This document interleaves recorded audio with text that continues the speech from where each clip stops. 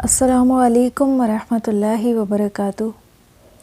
نحمدہ ونصلی علی رسولہ الکریم، اما بعد، فاعوذ باللہ من الشیطان الرجیم، بسم اللہ الرحمن الرحیم۔ رب اشرح لی صدری ویسر لی امری واحلل عقدۃ من لسانی یفقہوا قولی، رب زدنی علما، اللہم فقہنا فی الدین۔ الذین یدخلون الجنہ، جنت میں داخل ہونے والے لوگ، ان کی صفات کیا ہوں گی؟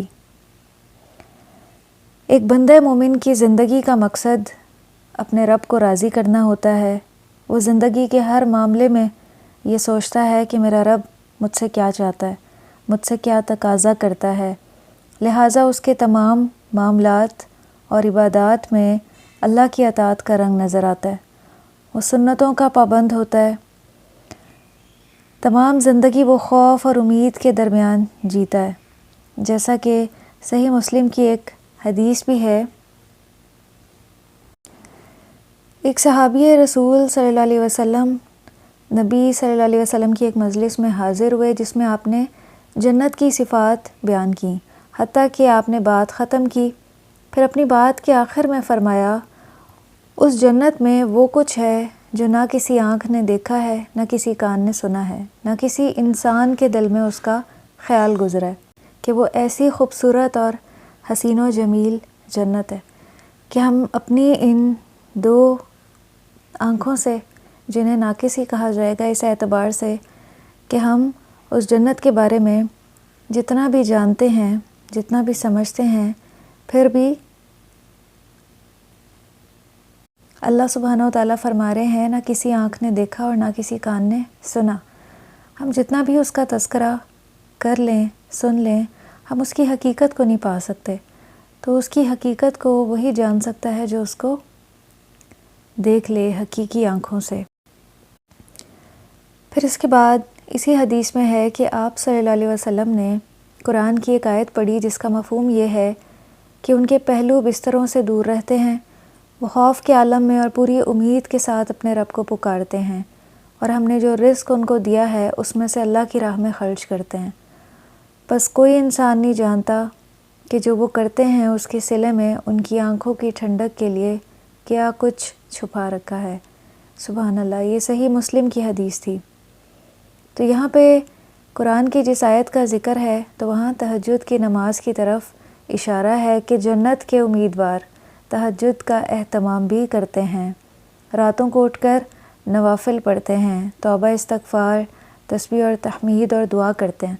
اللہ سے ڈرنے والے اور اللہ کو راضی کرنے والے راتوں کو بے پرواہ ہو کر نہیں سو جاتے، بلکہ وہ پورے اہتمام سے تہجد پڑھتے ہیں، اس کی رحمت اور اس کے فضل اور کرم کی امید بھی رکھتے ہیں، اس کے غضب اور مواخذہ سے یا عذاب سے بھی ڈرتے ہیں۔ محض امید ہی امید نہیں رکھتے کہ عمل سے بے پرواہ ہو جائیں، جیسے بعض بے عمل لوگوں کا شیوہ ہوتا ہے۔ وہ کہتے ہیں کہ اللہ تعالیٰ بڑے غفور و رحیم ہیں، وہ ہمیں بھی معاف فرما دیں گے۔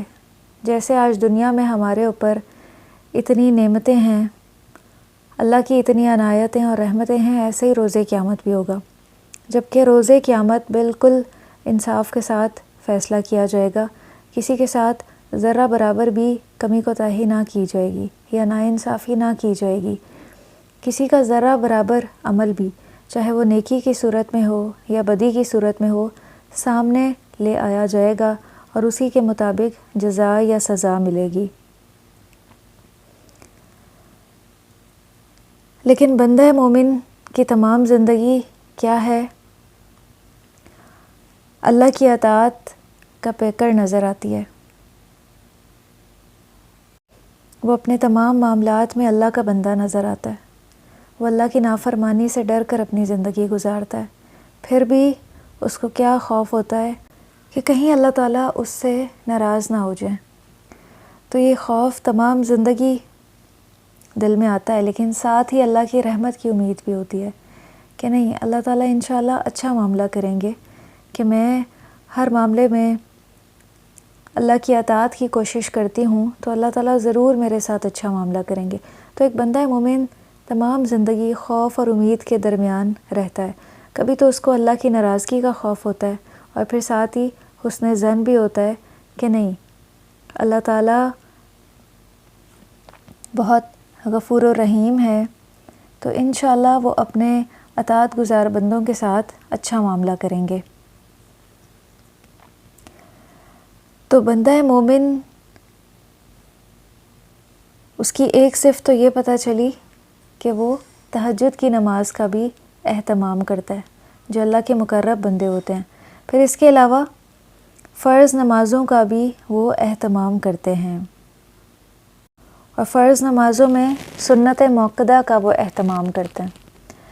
جیسے بک میں ایک حدیث ہے کہ اللہ تعالیٰ کی رضا کے لیے جو شخص روزانہ 12 رکعت، نماز فجر سے قبل 2، نماز ظہر سے قبل 4 رکعت اور بعد میں 2 رکعت، نماز مغرب کے بعد 2 رکعت اور نماز عشاء کے بعد 2 رکعت سنت ادا کرے گا، وہ جنت میں جائے گا۔ عن ام حبیبۃ رضی اللہ عنہا زوج النبی صلی اللہ علیہ وسلم انہا سمعت رسول اللہ یقول ما من عبد مسلم یصلی للہ کل یوم 12 رکعۃ تطوعا غیر فریدہ الا بنى اللہ لہ بیتا فی الجنہ، رواہ مسلم۔ حضرت ام حبیبہ رضی اللہ عنہا نبی صلی اللہ علیہ وسلم کی زوجہ محترمہ سے روایت ہے کہ انہوں نے نبی صلی اللہ علیہ وسلم کو فرماتے ہوئے سنا ہے، جو شخص روزانہ اللہ کی رضا کے لیے فرضوں کے علاوہ 12 رکعت نوافل ادا کرتا ہے، اللہ تعالیٰ اس کے لیے جنت میں ایک گھر بنا دیتے ہیں۔ یہ صحیح مسلم کی حدیث تھی۔ تو فرائض کے علاوہ کچھ سنتیں موقدہ ہیں، ان سے مراد وہ رکعتیں یا سنتیں ہیں جن پر نبی صلی اللہ علیہ وسلم نے ہمیشگی کی ہے۔ تو وہ یہی 12 رکعتیں ہیں جن کا اس حدیث میں بھی ذکر کیا گیا ہے۔ 2 فجر کی نماز سے پہلے، 4 ظہر سے پہلے، 2 اس کے بعد، پھر 2 مغرب کے فرائض کے بعد اور 2 عشاء کے فرائض کے بعد سنتیں، یہ کل ملا کر 12 ہوں گی۔ پھر اسی طرح جنت میں جانے والوں کا ایک وصف یہ بھی ہے، ایک اور حدیث میں تہجد کی نماز کے ساتھ نفلی روزوں کا بھی ذکر ہے اور اچھے اخلاق کا بھی ذکر ہے۔ خوش اخلاق، تہجد گزار، کثرت سے نفلی روزے رکھنے والے اور دوسروں کو کھانا کھلانے والے لوگ جنت میں جائیں گے۔ عن علی رضی اللہ عنہ قال قال رسول اللہ صلی اللہ علیہ وسلم ان فی الجنۃ لغرفا یری ظہورها من بطونها وبطونها من ظہورها فقام الیہ اعرابی فقال لمن ہی یا نبی اللہ؟ قال هي لمن اطاب الکلام واطعم الطعام وادام الصیام وصلی للہ باللیل والناس نیام، رواہ الترمذی۔ حضرت علی رضی اللہ عنہ کہتے ہیں کہ نبی صلی اللہ علیہ وسلم نے فرمایا، جنت میں ایسے محل ہیں جن کے اندر کھڑے ہوں تو باہر کی ہر چیز نظر آتی ہے، اور باہر کھڑے ہوں تو اندر کی ہر چیز نظر آتی ہے۔ ایک اعرابی نے کھڑے ہو کر عرض کیا، اے اللہ کے رسول صلی اللہ علیہ وسلم، یہ کس آدمی کے لیے؟ آپ نے ارشاد فرمایا، اس کے لیے جو اچھی بات کرے، کھانا کھلائے، بکثرت روزے رکھے، اور جب لوگ مزے کی نیند سو رہے ہوں اٹھ کر اللہ کے لیے نماز پڑھے۔ اسے ترمذی نے روایت کیا ہے۔ یہ سنن الترمذی کی 2527 حدیث ہے۔ تو اس میں دیکھیے کہ جنت میں جانے والوں کی کوالٹیز بتائی گئی ہیں۔ اس میں سب سے پہلی اچھی بات کرنا، کہ جب بھی انسان بات کرے تو اچھی بات کرے جس میں فائدہ پوشیدہ ہو، یا اس کی اپنی ذات کے لیے یا دوسروں کے لیے۔ اور کھانا کھلائے، کھانا کھلانا جنت میں لے جانے والا عمل ہے، تو اس لیے خوشی خوشی کھانا بنانا چاہیے اور کھلانا چاہیے۔ خاص طور پہ جو خواتین ہیں شادی شدہ، جن کے بچے چھوٹے ہیں، تو ان کو بسا اوقات یہ کام مشکل لگتا ہے کہ اچھا روزانہ کھانا بنانا، تو یہ جنت میں لے جانے والا عمل ہے۔ اس نیت سے کھانا بنائیں اور گھر والوں کو کھلائیں کہ اس کے ذریعے سے اللہ تعالیٰ جنت میں اس عمل کے ذریعے لے کے جاتے ہیں۔ تو وہ پھر جو مشکل کا عنصر ہے نا وہ زائل ہو جائے گا. کیونکہ ہمیں بسا اوقات جو کام مشکل لگ رہا ہوتا ہے اس کے پیچھے یہ وجہ ہوتی ہے کہ یا تو ہم اس کام کو کمتر سمجھ رہے ہوتے ہیں کہ اچھا اس کام کا کیا فائدہ ہے، یہ تو بہت چھوٹا سا عمل ہے، شاید اس کا ریوارڈ اتنا نہ ہو. لیکن جب ہمیں اس کا ریوارڈ پتہ چل جائے تو پھر ہم وہ کام خوشی خوشی کرنے لگتے ہیں. تو لہٰذا آج سے اپنے گھر والوں کو بھی اور اپنے بچوں کو بھی جب بھی کھانا کھلائیں تو اپنے ذہن میں یہ بات لے کر آئیں کہ یہ جنت میں لے جانے والا عمل ہے. تو پھر آپ دیکھیں کہ کتنی خوشی ہوگی اس عمل سے. اور بکثرت روزے رکھے کہ صرف کھانا ہی نہ کھاتے رہیں بلکہ ساتھ روزے بھی رکھیں، نفلی روزوں کا بھی اہتمام کریں. یہ بھی جنت پہ لے جانے والا عمل ہے. ایسا نہ ہو کہ سارا وقت ہی کھانا بنانے میں صرف ہو جائے، بلکہ نفلی روزوں کا بھی اہتمام کرنا چاہیے. اور پھر اگلی بات، جب لوگ مزے کی نیند سو رہے ہوں تو اٹھ کر اللہ کے لیے نماز پڑھے. یہ عمل جو ہے نا وہ اللہ کو بڑا ہی محبوب ہے. اللہ تعالیٰ ان لوگوں کو اپنا دوست بنا لیتے ہیں جو تہجد کی نماز کا اہتمام کرتے ہیں، اور ایسے لوگوں کی دعائیں بھی قبول ہوتی ہیں. تو ان تمام کاموں کا اہتمام کریں. پھر صحیح مسلم کی ایک اور حدیث ہے کہ نرم دل، عاجز اور ہر وقت اللہ سے ڈرنے والے اور بے ضرر قسم کے لوگ جنت میں جائیں گے، یعنی جن کی طبیعت میں حلم ہوگا، بردباری ہوگی.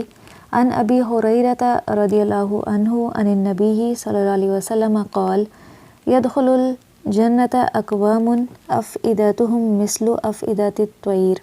رواہ مسلم. صحیح مسلم کی یہ 2840 حدیث ہے. حضرت ابو ہریرہ رضی اللہ عنہ سے روایت ہے کہ نبی صلی اللہ علیہ وسلم نے فرمایا جنت میں ایسے لوگ داخل ہوں گے جن کے دل چڑیوں جیسے ہوں گے. اسے صحیح مسلم نے روایت کیا ہے. اسی طرح ایک اور حدیث بھی ہے، نرم دل، شریف النفس اور ہر دل عزیز شخص جنتی ہے. عن ابن مسعود رضی اللہ عنہ قال قال رسول اللہ صلی اللہ علیہ وسلم حرم علی النار کل لین سہل قریب من الناس. رواہ احمد. حضرت عبداللہ بن مسعود رضی اللہ عنہ کہتے ہیں کہ نبی صلی اللہ علیہ وسلم نے فرمایا ہر وہ شخص جو نرم دل ہے، شریف النفس ہے اور لوگوں سے قریب ہے، اس پر جہنم کی آگ حرام ہے. اسے احمد نے روایت کیا ہے. تو اس میں بھی آپ کوالٹیز دیکھ لیں کہ لوگوں سے قطع تعلقی کرنے والا نہیں بلکہ لوگوں کے ساتھ مل جل کے رہنے والا، اور آپ کے ارد گرد ہر قسم کے مزاج والے لوگ ہوں گے جن کا اپنا اپنا اخلاق ہوگا. تو ان سب کے ساتھ مل جل کے رہنا اور ان سب کے ساتھ اچھا معاملہ کرنا، اچھے اخلاق سے رہنا اور احسان کے درجے پہ ان کے ساتھ معاملہ کرنا، تو ایسے لوگ جنت میں داخل ہوں گے. یہ ہے تو نفس پہ بہت بھاری کہ کسی ایسے انسان کے ساتھ اچھا معاملہ کرنا کہ جس کا مزاج ہمیں پسند نہیں ہے یا جس کی عادات ہمیں پسند نہیں ہے، یا کچھ اور فیکٹرز بھی ہو سکتے ہیں، لیکن اس کے باوجود اس کے ساتھ کیوں اچھا معاملہ کرنا. ان اللہ یحب المحسنین، کہ بے شک اللہ تعالیٰ احسان کرنے والوں سے محبت رکھتے ہیں. ہم چاہتے ہیں نا کہ اللہ تعالیٰ بھی ہم سے محبت کریں. ہم اللہ تعالیٰ سے محبت کرتے ہیں تو ہم بھی اللہ سبحانہ و تعالیٰ کی محبت کے طلبگار ہیں. تو اس کے لیے ہمیں پھر کیا کرنا ہوگا؟ ہمیں بندوں کے ساتھ احسان کا معاملہ کرنا ہوگا. احسان ہوتا ہے کسی کو اس کے حق سے بڑھ کے دینا. اگر اگلے سے کوئی کمی کوتاہی بھی ہو رہی ہے تو بھی اس کے ساتھ اچھا معاملہ کرنا، درگزر سے کام لینا، اس کے حق میں کمی نہ کرنا بلکہ اس کو دیتے رہنا، اس کے ساتھ اچھا معاملہ کرنا. تو یہ ساری چیزیں احسان میں آ جائیں گی.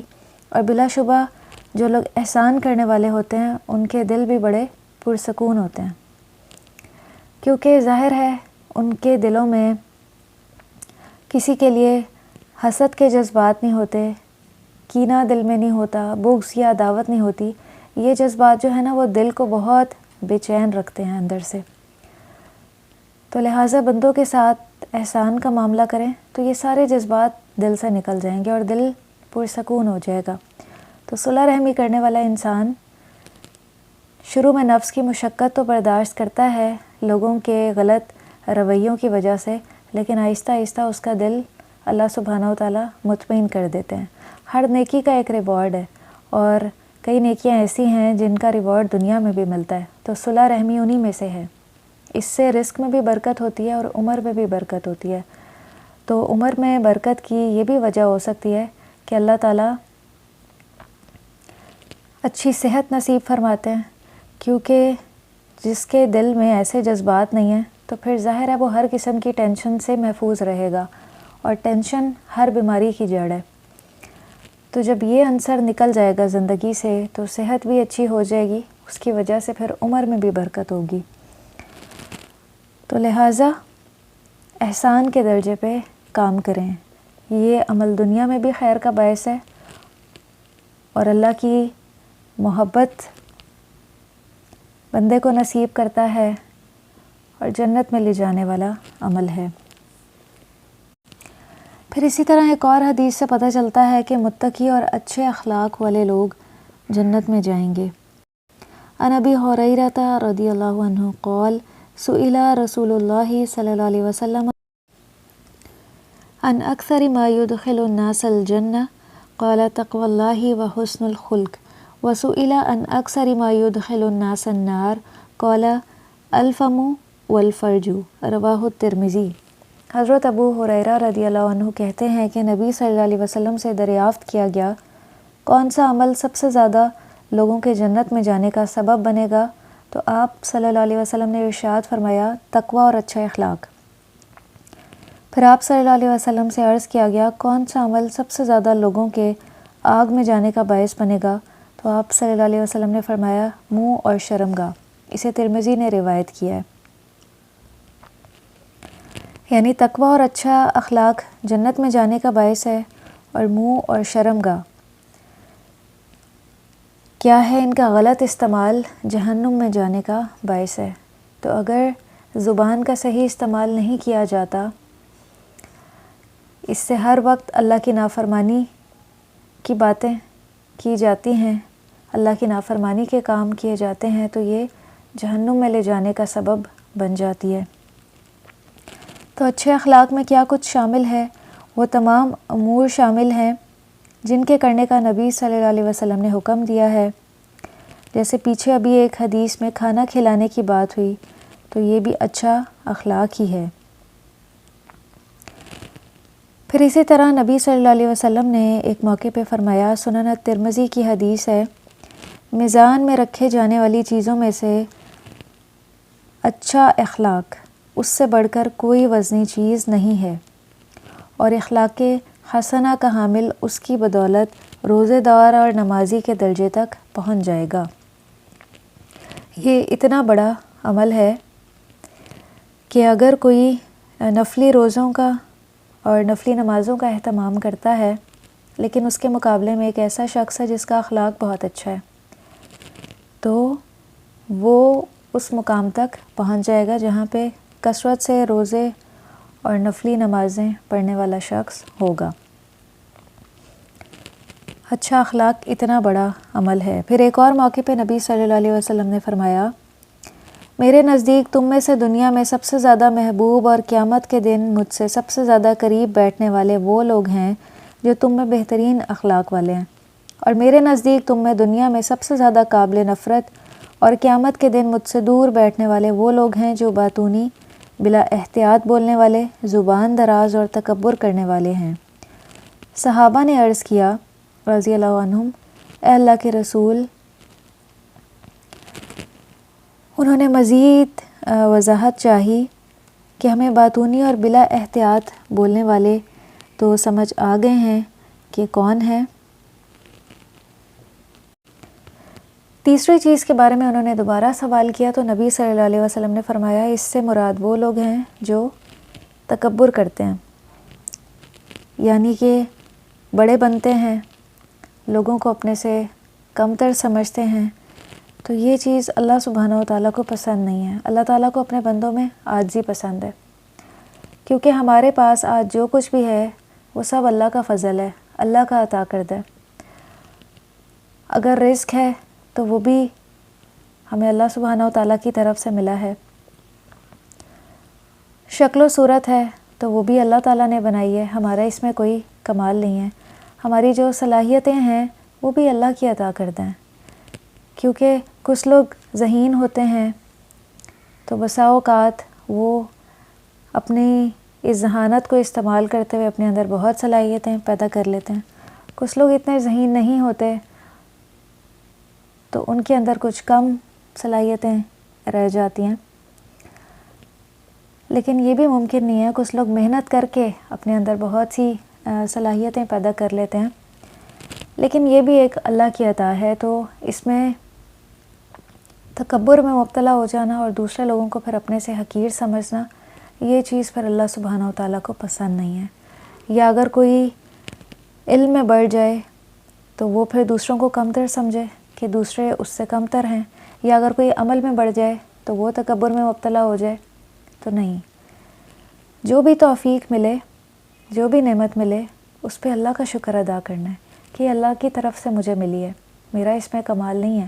اس سے اللہ کے ساتھ بھی تعلق بہتر ہوگا اور اندر عاجزی بھی پیدا ہوگی۔ وآخر دعوانا ان الحمد للہ رب العالمین۔